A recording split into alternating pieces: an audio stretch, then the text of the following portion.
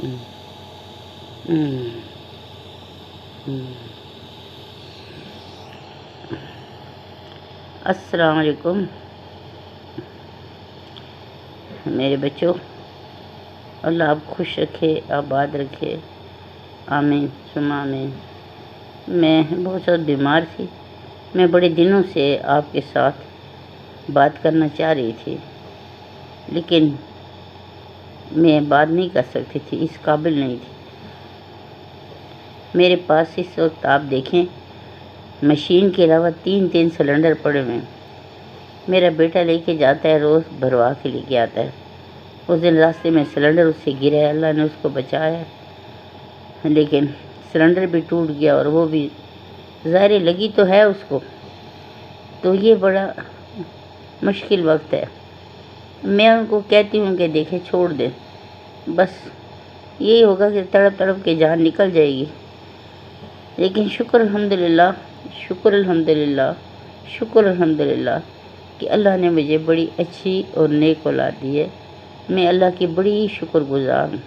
اس 80 سال کی زندگی میں اللہ نے مجھ پہ ہمیشہ اپنا کرم رکھا ہے، کیونکہ میں نے ہمیشہ صرف اپنے اللہ کو ہی پکارا ہے، ہر کام کے لیے، ہر مدد کے لیے، اور یقین جانے کہ وہ ہم سے اتنا قریب ہے، اتنا قریب ہے کہ آپ کے دل میں گزرنے والا خیال اگر سچائی ہے، اگر یقین ہے، تو اتنی جلدی پورا ہوتا ہے کہ اگر ہم دنیا کے کسی کام کے لیے جاتے ہیں، مثال کے طور پہ کسی بچے کو اسکول میں داخل کرانا ہے، کوئی اور اس طرح کا، تو 10 سفارشیں ہم لے کے جاتے ہیں، اس سے کہو، وہ اس سے کہو، وہ اس سے کہو۔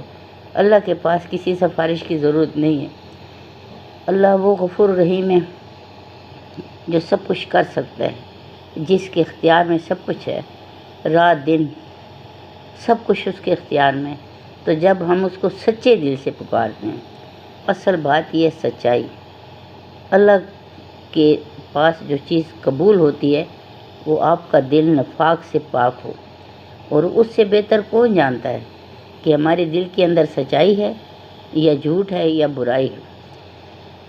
بس میں اپنے بچوں کو یہ نصیحت کرتی ہوں کہ خدا کے لیے جو کچھ آج کل جو تباہیاں پھیلی ہوئی ہیں، ان سے دور رہنے کی کوشش کریں۔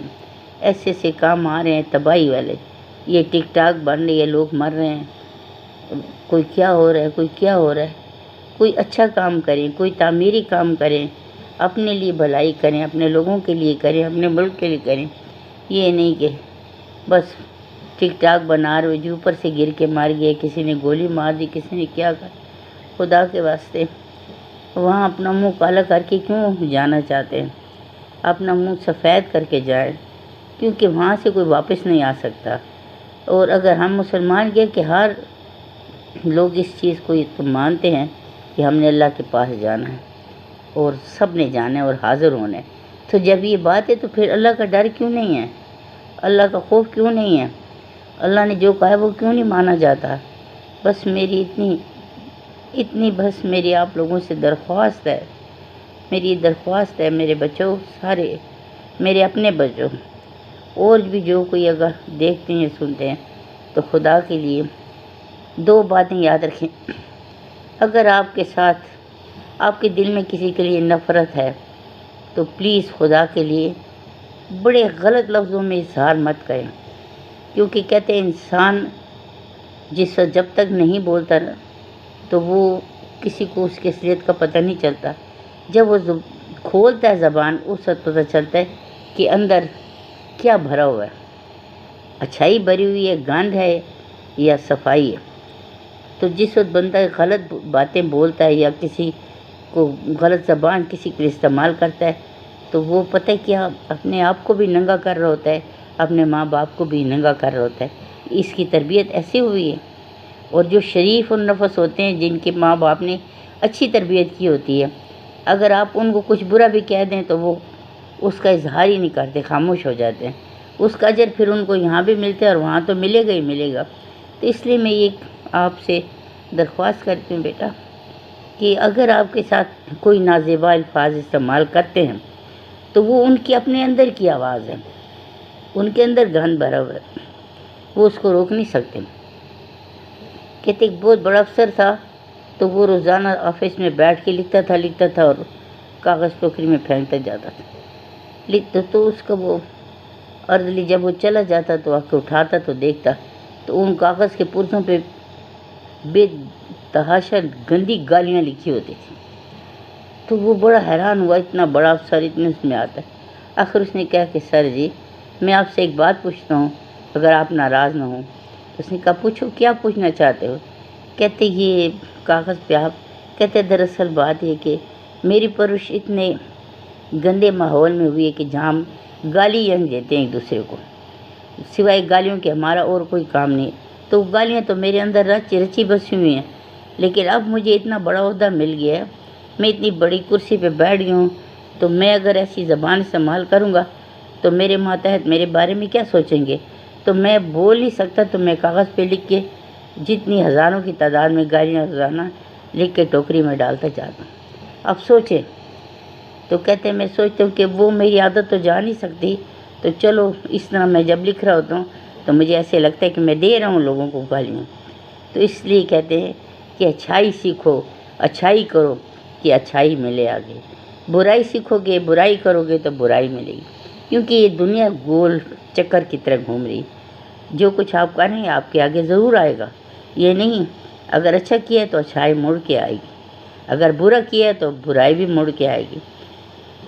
تو پلیز خدا کے لیے جیسے بھی ہو سکتا ہے، جیسے بھی کر سکتے ہیں، اپنے آپ کو برائی سے روکیں اور اچھائی کی طرف رجوع کریں. بس میں کل بھی یہ سوچ رہی تھی، پرسوں بھی، جب میں ارادہ کرتی ہوں میری طبیعت خراب ہو جاتی ہے، جب میں ارادہ کرتی ہوں میری طبیعت خراب ہو جاتی ہے. بیٹا میں بس یہ کہتی ہوں کہ دیکھیں آپ کے پاس وقت تو نہیں ہوگا، کیوں کہ دنیا ایسی جگہ کہ جب انسان یہاں آ کے مصروف ہو جاتا ہے تو پھر وہ سب کچھ بھول جاتا ہے کہ میں کیا ہوں، میں کیا کر رہا ہوں. صبح اٹھتے ہیں ناشتہ کرنا ہے، یہ کام کرنا ہے، وہ کام کرنا ہے، اس سارے سرکل میں خدا کہیں بھی نہیں ہے.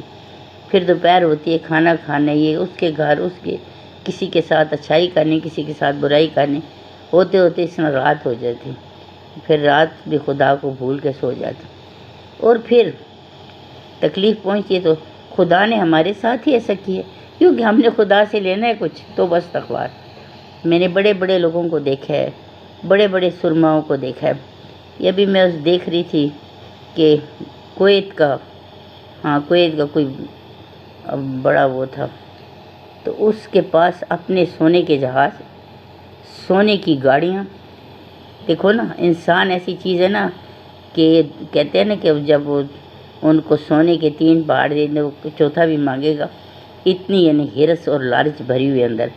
جب انسان اس میں چلا جاتا ہے نا پھر اس کا پیٹ کبھی بھرتا نہیں ہے سوائے قبر کے مٹی کی. اور وہ بیوقوف اتنے بھی نہیں سوچتے کہ جو کچھ ہم جمع کرنے ساتھ تو قبر میں جائے گا نہیں، ہاں عذاب ضرور جائے گا. تو وہ اس کی سونے کی گاڑیاں، سونے کے جہاز، سونے کے کمرے، سونے کے باتھ روم، یعنی کہ اور بیسوں خوبصورت لڑکیاں ساتھ، کیونکہ پیسہ ہوتا ہے تو پھر لڑکیاں بھی بہت ہوتی ہیں. پھر وہ اسلام اور مسلمان اور یہ چیزیں نہیں رہتی پھر تو بس تخوار. تو پھر یہ سارا کچھ دکھانے کے بعد یعنی انسان کہتے کہ یہ جنت ہے، تو سب کچھ دکھانے کے بعد وہ فوت ہو گیا تو پھر اس کی قبر دکھائی. یہ ہے اصل ٹھکانہ. اب بتاؤ وہ جو گاڑیاں اور وہ گھر اور وہ محل وہ کدھر گئے، کس نے لیے؟ وہ تو نہیں لے گیا ساتھ، وہ تو قبر میں مٹی میں گیا. ہاں حساب دینا ہوگا، اللہ کو حساب تو اللہ نے لینا ہے. تو اللہ نے پہلے کہا ہے کہ دیکھو میں نے تیری اصلاح کے لیے پہلے تیرے ماں باپ کے ذریعے پھر پیغمبر بھیجے، انہوں نے تجھے ہدایت کا راستہ دکھایا، پھر کتابیں بھیجی. لیکن جب تم پہ کسی چیز کا اثر نہیں ہوا تو تم سے پہلے جتنی قومیں تھیں ان کو تو عذاب میں پکڑ کے میں نے تباہ کر دیا. لیکن کیونکہ تم حضرت محمد صلی اللہ علیہ وسلم تم آخری امت ہو اور وہ رحمت العالمین ہے سارے جہان کے لیے. تو اگر انہوں نے کس طرح زندگی گزاری، کتنی تکلیفوں میں گزاری، پتھروں پہ، پہاڑوں میں، چٹانوں میں روتے تھے اپنی امت کے لیے کہ اللہ میری امت کی بخشش کر دے. اور اس امت کو دیکھو کہ وہ امت کیا کری ان کے ساتھ. زیادہ ہوتا ہے تو کہتے ہیں ہمارے پیغمبر سے یہ بات کی کسی نے، ہم چیزیں توڑتے ہیں، تباہی مچاتے ہیں۔ او خدا کا خوف کرو، خدا کا خوف کرو۔ اللہ نے یہ سب باتیں نہیں بتائیں جو تم لوگ کر رہے ہو، کیوں اپنے آپ کے عذاب اپنے پر اکٹھا کر رہے ہو؟ ابھی یہ جو قرآن کا واقعہ ہوا ہے اور جن لوگوں نے نعوذ باللہ وہ قرآن کو جس آدمی نے کیا شہید، تو وہاں کے ادھر سب کھڑے تھے، جلوس نکالتے ہیں، یہ کرتے ہیں وہ کرتے، میری سمجھ میں یہ بات نہیں آتی۔ اور ادھر جو وہ لڑکے تھے اسی ملک کے لڑکے، انہوں نے آؤ دیکھا نتاؤ سب جتنے بھی تھے مسلمان، انہوں نے مل جل کے محنت کیا، جو بھی کیا، جو اس کے پاس سرمایہ تھا، انہوں نے اتنا پیسہ پتہ نہیں کتنے لاکھ پاؤنڈ اور ڈالر اکٹھے کر کے جا کے وہ جگہ خرید لی، جو جہاں انہوں نے قرآن اس نے جلایا تھا وہ جگہ انہوں نے خرید لی، اور انہیں بتایا اب یہاں مسجد بننی شروع ہو گئی ہے۔ یہ ہوتا ہے اللہ کے کام کو آگے بڑھانے کا طریقہ۔ یہ نہیں ہوتا ہم تمہارا سر پھاڑیں گے کیونکہ تم نے یہ بات کیوں کی۔ سیدھے راستے پہ آ جاؤ، سیدھے راستے پہ آ جاؤ، سیدھے راستے پہ آ جاؤ، اپنا راستہ الٹا مت کرو۔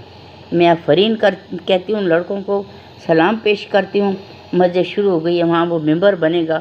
اللہ کے کام تو اللہ ہی بہتر جانتا ہے کہ اگر وہ کہتے ہیں کہ ایک وہ کرتے ہیں تو اللہ ان کو عذاب میں مبتلا کرتا ہے۔ قرآن تو معجزہ ہے، یہ تو آخری کتاب ہے، اور اس کے ساتھ اس کی حفاظت کا ذمہ اللہ نے لیا ہے۔ یہ ہماری بدبختی ہے کہ ہم اس کو سمجھ نہیں سکتے، ہم اس کو جان نہیں سکتے۔ اگر ایک ایک لفظ آپ پڑھیں، ہاں ہم جان سکتے ہیں وظیفے تعویذ کے طور پہ، اس طرح نہیں ہے، ان چیزوں کے لیے نہیں آیا۔ یہ ہدایت ہے ہمارے لیے۔ جب آپ پڑھیں گے، جب آپ کی سمجھ میں آئے گا تو آپ ایسے روئیں گے کہ آپ دنیا سے آپ کو نفرت ہو جائے گی کہ اس جھوٹی دنیا کے لیے ہم یہ کچھ کریں۔